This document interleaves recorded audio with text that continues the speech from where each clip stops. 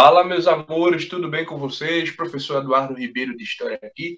E hoje vamos retomar aquele assunto que iniciamos falando na semana passada sobre as principais polis da Grécia Antiga, né? Ou devemos dizer Hélade, como assim preferirmos. Encerramos aquele vídeo falando sobre as principais diferenças entre a polis de Atenas e a polis de Esparta.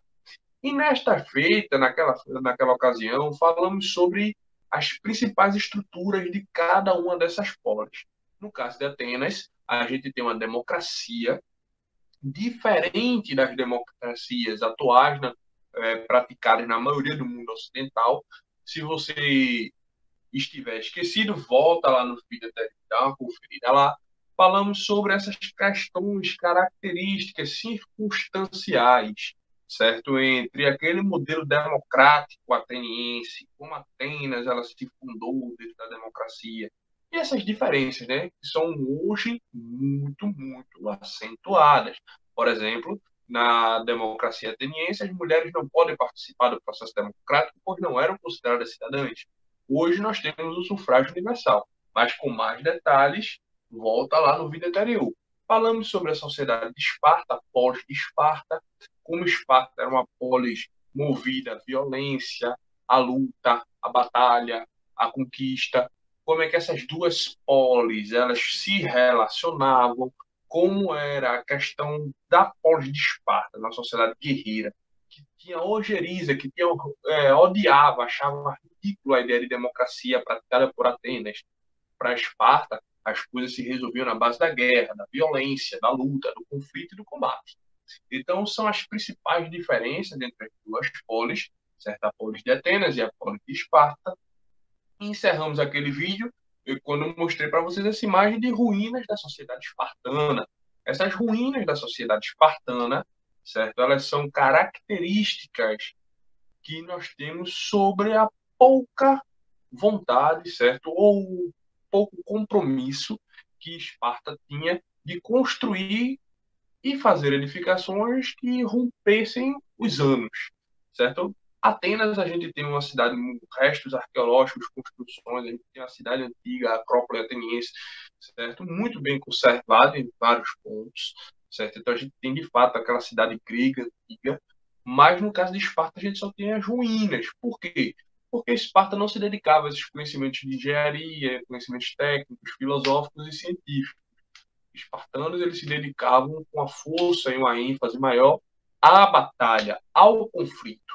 Era isso que Esparta ela se dedicava, certo? E agora a gente vai ver algumas características maiores sobre a sociedade espartana.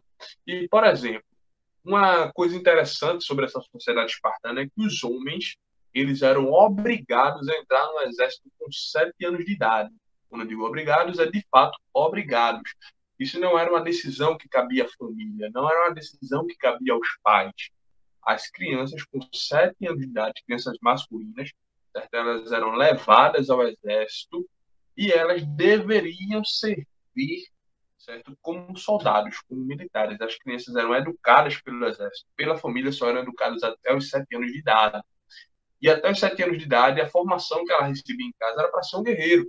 Quando ela completava 7 anos, era levada para os quartéis e o Estado terminaria a educação dessa criança, certo? Como é que era essa educação feita pelo Estado espartano, pela sociedade espartana?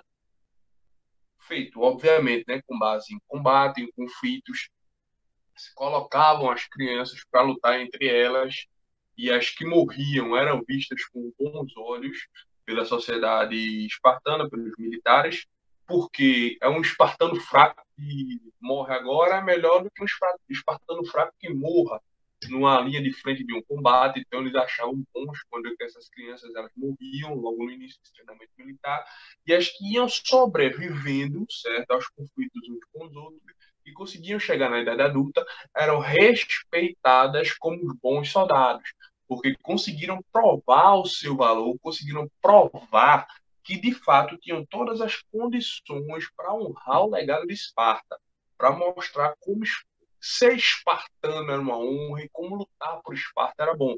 Então, esse treinamento começava aos 7 anos de idade.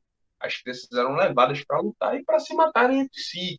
Então a gente vê o teor da educação em Esparta. Qual era? Essa formação para a guerra, essa formação para a batalha, certo? Um espartano, ele não tinha, segundo alguns cânticos populares da época, né, a gente tem registros escritos, um espartano ele não poderia ter medo da morte. Um espartano honrado, ele deveria encarar a morte nos olhos todos os dias, porque se um espartano ele morre em conflito, ele tem uma morte honrada. A glória de um espartano é morrer lutando, é morrer em conflito, é morrer em batalha. Isso é o sentido da batalha em Esparta. Isso é o sentido do conflito em Esparta. Isso é o sentido da luta, é o sentido da vitória, certo? Um outro ponto que a gente pode ter que falar sobre essa sociedade espartana, no que diz respeito à educação, né? Porque a educação masculina, a partir de 7 anos, era nos quartéis, como acabamos de falar, as crianças eram formadas, masculinas eram formadas para a luta, para a batalha. As femininas, as meninas, certo? As crianças, elas eram educadas em casa, certo? O objetivo da educação espartana para as meninas era formar eventuais boas mães que pudessem gerar espartanos fortes no futuro. Veja a mentalidade qual era.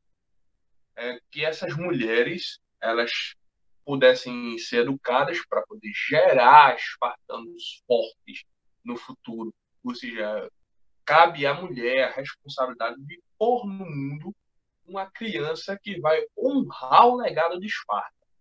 Então, acreditava-se que isso era a responsabilidade das mães. Então, as mães elas recebiam uma educação voltada a ser uma boa mãe, tá? A partir de gerar uma boa criança, que pudesse lutar dentro das linhas de frente dos combates, das batalhas.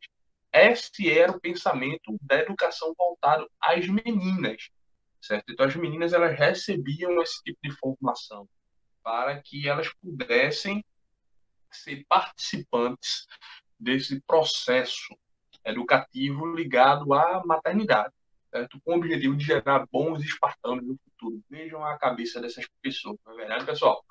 Bom, isso a gente fala no que diz respeito, certo, a um espartano de nascimento, certo? Eu vou voltar para vocês naquela pirâmide social que a gente trabalhou naquela outra aula, no vídeo passado, voltem lá, certo? No que diz respeito aos esparciatas, que são os 5% da população. Então, os meninos esparciatas, eles são levados para o exército. As meninas, elas ficavam em casa para receber a educação para gerar bons espartanismos, certo? Os periecos, eles são homens livres, mas não são cidadãos, então eles trabalhavam com comércio, trabalhavam com agricultura, certo? E os ilotas, esses 85%, eles são os escravos, certo? Então, vamos lá.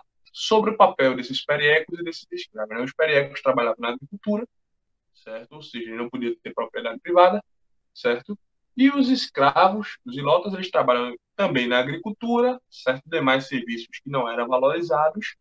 E vejo uma curiosidade, um dado complicado para essa sociedade espartana, certo? As meninas, como eu disse a vocês, que elas ficavam em casa para receber essa educação, com o objetivo de formar espartanos fortes no futuro, elas recebiam, inclusive, aulas práticas de sexo com o professor Ilota, que era morto logo em seguida. Esse escravo era morto logo em seguida porque ele tocou numa mulher espartana, mas o objetivo dele era poder ensinar essas futuras mães como agradar um espartano e como gerar espartanos no futuro. Então, claro, o professor isso é errado extremamente, mas era a mentalidade que a sociedade espartana tinha. Então, quando a gente compara a sociedade espartana, quando a gente compara Esparta a um Atenas, a gente vê uma diferença circunstancial. Não que Atenas elas não tivessem seus problemas, e tinham, né, como a questão da cidadania que não era aplicada às mulheres. Mas em Atenas a gente tem uma diferença que Atenas era uma polis voltada para o conhecimento racional, científico, filosófico. A gente tem, por exemplo, um Sócrates, certo ateniense, a gente tem um Platão, a gente tem uma discussão política, certo? Atenas discutia política, sociedade, filosofia, Atenas buscava conhecimentos de astronomia, de engenharia, Atenas buscava inovações técnicas e científicas para as pessoas, claro, obviamente, da sua época. E a mentalidade espartana é uma mentalidade por demais fechada. a gente vê como as pessoas de Esparta elas pensam, como essas pessoas de Esparta elas agem e como essas pessoas de Esparta elas se comportam. Então, são dados complicados que nos levam a crer e perceber como é difícil essa sociedade, certo? Como esse povo é por demais complicado. Bom, pessoal, até aqui alguma dúvida? Certo? Se tiver alguma dúvida, por favor, deixem nos comentários, tá certo? Uma outra característica de Esparta sobre essa administração política, e eu vou fazer aqui, mostrar para vocês esse aqui, organograma, em comparação a Atenas, sempre em comparação em Atenas, para a gente perceber as principais diferenças entre elas. Em Esparta, a gente tem um regime de diarquia, ou seja, a gente tem dois reis que pertencem a famílias diferentes. Um rei militar, certo, que deveria cuidar das coisas ligadas à área militar, e a gente tem um rei religioso que deveria prestar atenção no que diz respeito às coisas religiosas, né? O culto aos deuses, sobretudo ao deus da guerra, que é o deus típico da sociedade espartana. Em Atenas, a gente tem uma sociedade democrática que escolhe os seus líderes, escolhe os seus representantes, para que estes pudessem tomar o controle da polis por um determinado período de tempo. Certo? É mais ou menos o que acontece hoje, com exceção das diferenças do modelo democrático, que a gente já tratou isso na outra aula. Certo? Quem é que escolhe esses reis? É uma monarquia hereditária, como acontece na maioria das monarquias do mundo. No caso de Esparta, não. Certo? No caso de Esparta, não. No caso de Esparta, um rei é indicado pela Gerúsia, certo? Que é um conselho de anciãos. Então, os anciãos eles se reúnem quando o rei morre, certo? Seja ele militar ou religioso. Esses anciãos eles se reúnem e escolhem um novo rei, seja ele para a área militar ou seja ele para a área religiosa. Professor, e como é que essas pessoas chegam a um conselho de ancião? Como é que se chegam a Gerúsia? Militares aposentados, certo? Então, são aqueles militares que lutaram muito em várias e várias e várias e várias e várias batalhas e não morreram, né, obviamente.